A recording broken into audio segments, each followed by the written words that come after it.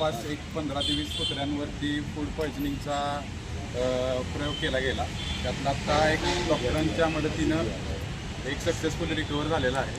ही काही घटना बरोबर झालेली नाही. इथून पुढं अशी घटना नगरपालिकेनं पण काळजी घेतली पाहिजे की अशी घटना कराड सिटीमध्ये होऊ नये म्हणून. ॲज अ टीम आश्रय म्हणून आमची एक ही संस्था आहे ज्यामध्ये आम्ही स्टुडंट्स लोक सगळे काम करतो. जसं वेळ मिळेल तसं पेटसाठी पेट केअरसाठी काम करत असतो आमच्या कराड सिटीमध्ये. ओके.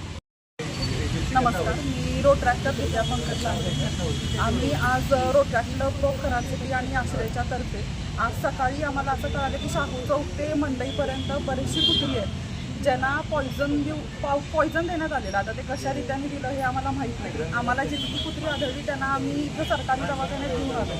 त्यापैकी फक्त एकच कुत्रं जगू शकलं. जवळजवळ एक 10 ते 15 कुत्री आहेत ज्यांना आम्ही इथं आणलं, पण ज्यांना ॲक्च्युली पॉयझन देण्यात आले त्यांची संख्या खूप जास्त आहे. तर हे कुणी केलं, का केलं हे प्रशासन त्याच्यामागं बघेलच. पण आमचं असं प्रत्येक नागरिकांना एक विनंती आहे की तुमच्या परिसरातले जे कोण रस्त्यावर राहणारे प्राणी आहेत, फक्त कुत्रीच नाही बाकीचे पण, जर तुम्ही एक काळजी घ्यावी, त्यांच्यावर लक्ष ठेवावं. तुम्हाला असं काही आढळलं तर तुम्ही आमच्या क्लबला किंवा आश्रय क्लबला आम्हाला कॉन्टॅक्ट करू शकता. आमचे जे व्हॉलेंटियर्स आहेत ते तिथे येऊन तुमची नक्की मदत